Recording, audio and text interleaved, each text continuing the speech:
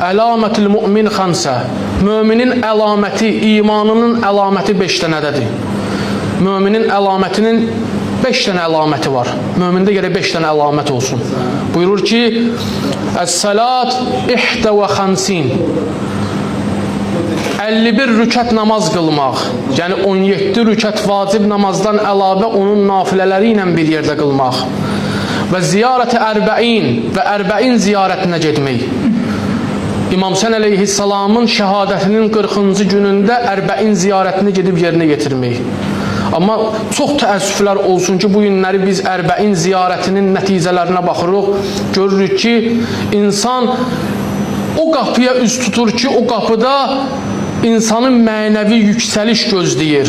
O qapıya üz tutur ki, o qapıda insanın imanı kamilləşir. İmam Hüseyn əleyhissalam cənnət cavanlarının ağasıdır. Amma bu illəri gedənlərin əksəriyyətinin halına baxırsan, əlində telefon, çəkiliş, ehsanları çəkmək, ehsan yemək və narazılıq eləmək, bir-birlərinə qarşı təhqir eləmək, zəvvarlardan danışıram.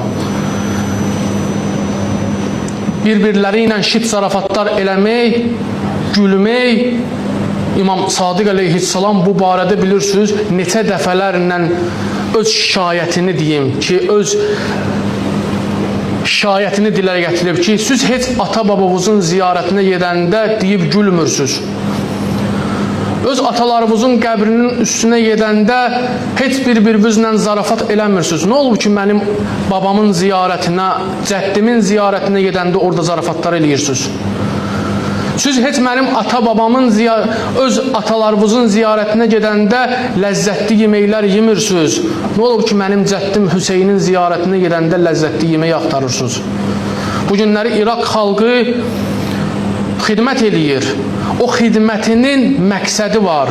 İnsan orada həmin o ehsandan istifadə eləsin, bədəni güc tapsın, geçsin İmam Hüseyn əleyhissalama çalsın. Amma məqsəd o olmamalıdır ki, mən əgər 80 kilometrli Nəcəfdən Kərbəlaya qədər piyada olan yürüyüşdə ancaq ehsan yeməliyəm. O ehsan ona görə qoyulub ki, sənə xidmət olunsun.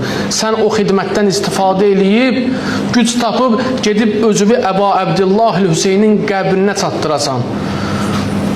Amma bəzilərinin məqsədi görürsən ki, ancaq ehsandan dadmaqdır. Gələn ancaq ehsandan danışır ki, filan şey verirdilər, filan şey verirdilər. Amma mənəvi gözəllikdən danışan yoxdur. Mən bir misal olaraq da gətirim sizə. Mən Nəcəfdə oxuduğum vaxtlarda bir qrup gəlmişdi və biz onu Ayətullah Şeyx Bəşir Nəcəfi ilə görüşdürdük. Mərci təqlid, Nəcəfin böyük mərci təqlid müştəhidlərindən.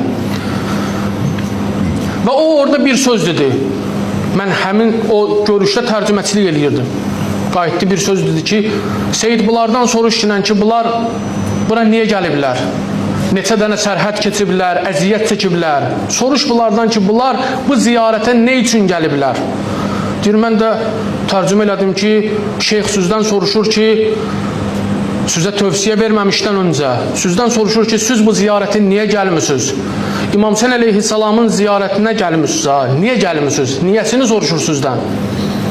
Çünki hədislərimiz bizə onu deyir ki, kimin mərifəti nə qədərdirsə, o ziyarətdən o qədər də savab əldə eləyir. İndi başladılar hərəsi cavab verməyə. Ki, övladım xəstədir, onun şəfa tapması üçün gəlmişəm.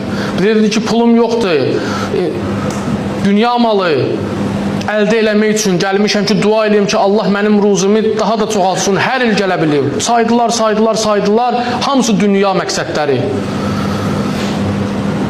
Həmin mərci təqlid Şeyx Bəşir Nəcəfi bir söz dedi ki, hamınız özünüz üçün gəlmişsiniz. İndi mənə deyin, kim Hüseyn üçün gəlib? Hüseynin ziyarətinə kim Hüseyn üçün gəlib? Kim Allaha görə İmam Hüseyn əleyhissalamın ziyarətinə gəlib? Allaha görə İmam Hüseyn əleyhissalamın ziyarətinə getmək odur ki, insan evindən çıxsın, geçsin İmam Hüseyn əleyhissalamı ziyarət eləsin və öz məmləkətinə qaydanda onun dostları, qonşuları, tanışları hamısı bir kəlmə ilə düşün ki, bu gedəndə bu cür nə deyildi? Bu dəyişib gəlib. Bunu kim dəyişdirib bu cür nə? Bunun bir başqa cür olub. Bunun əxlaqı dəyişib. Bunun rəftarı dəyişib. Bu söyüş söyürdü, gedib gəlib indi söyüş söymür. Bu qeybət eləyirdi, gedib gəlib indi qeybət eləmir. bu zarafatlar eləyirdi, amma indi ciddiləşib. Necə oldu bu dəyişdi? Deyir, cavabınız bu olsa ki, hürrü değiştirən məni də değiştirdi, göndərdi. Onda biləsiniz ki, sizin ziyarətiniz qəbuldur. Çünki Allah Quran-ı Kərimdə buyurur ki, İnnəmā yətəqabbəlullahu minəl muttaqin. Allah əməlləri təqvalılardan qəbul edir. Əgər o ziyarət ki, insana təqvanı aşılamırsa, təqvanı vermirsə və Allah vəlisinə bağlamırsa, o ziyarət ancaq oranın cahı-cəlalını görməkdən ibarətdir. Mənəvi halını yaşamaqdan ibarət deyil.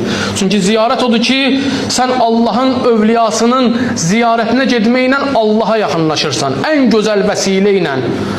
İmam Hüseyin əleyhissalam Allaha çatmaqda ən gözəl vəsilədir. İnsan ondan başqa bir vəsilə gərək axtarmasın. Ən gözəl, münasib əlimizdə olan böyük bir neymətdir ki, biz o neymətlə Allaha daha sürətlə gedib çata bilərik. Daha tez gedib yetişə bilərik. Amma çox təəssüflər olsun ki, insanlar İmam Hüseyin əleyhissalamın ziyarətini adət halına çevirib.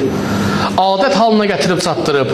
Ərbəinin və ümumən məsum imamların ziyarətinin mahiyyətini başa düşmür ki, məsum imamın ziyarəti bizlərə nə verməlidir?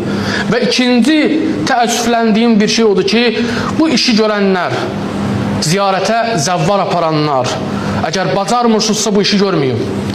Əgər insanları aparıb orada halını daha da dərinləşdirəcəksinizsə, bir insan əgər burada qeybət eləyirsə və söyürsə, üzr istəyirəm bu sözlərimə görə, bu indi hər bir şeyin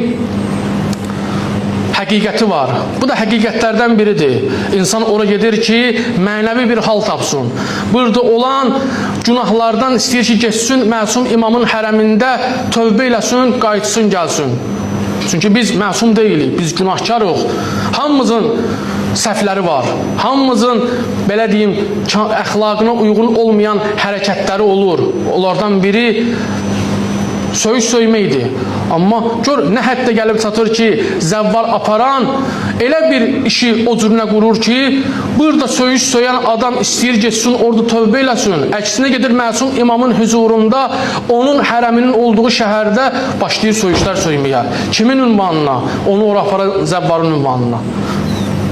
Ona qarşı orada başlayır, cürət eləyir ona. Yaşını hörmət eləmir, başını hörmət eləmir. Onun orada elədiklərini hörmət eləmir. Bunların həqiqəti nədir? Bunu kim elədi? Onu ora aparan, bunu işi bacarmayıb o işi görənlər bilsinlər ki, əslində imama xidmət eləmirlər. İmama xəyanət eləyirlər. İmam yoluna xəyanət eləyirlər. Bu işi görə bilən gərək bu işi görsün.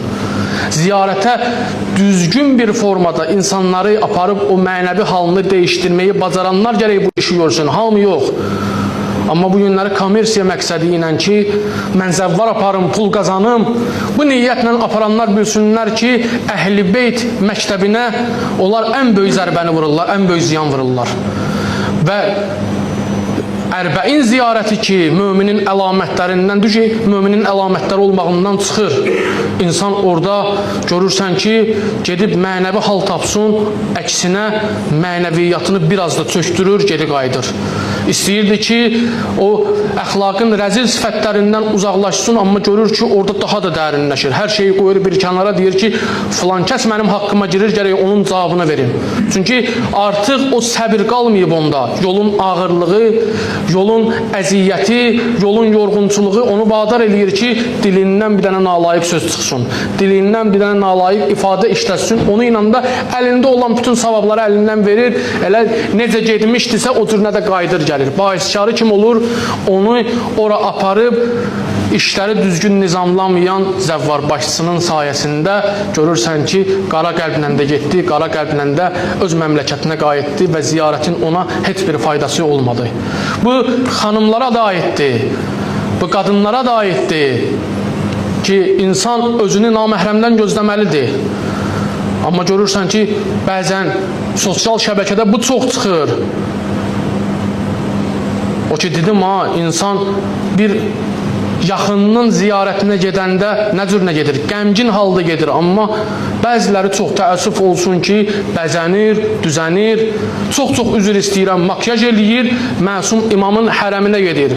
Amma öz yaxını dünyasını deyilsə, onun qəbrinin üstünə heç vaxt bəzənib getməz. Amma məsum imamın qəbrinin o cürünə gedir. Bu ziyarətin mənəviyyatını aşağı salan amillərdir.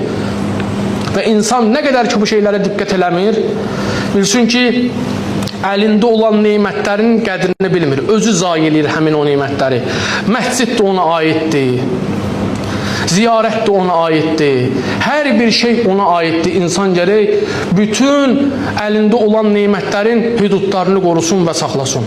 Allahdan istəyirəm ki, Allah bizləri dünya və axirət Muhammed və Ali Muhammeddən ayrı salmasın. Allah gələn günlərimizi xeyrə mübəddəl eləsin. Allahın böyük izzətinə cəlalına Allah Zəmanə imamımızın zuhurunu təcil eləsin və bizi o həzrətə xidmətçi qərar versin.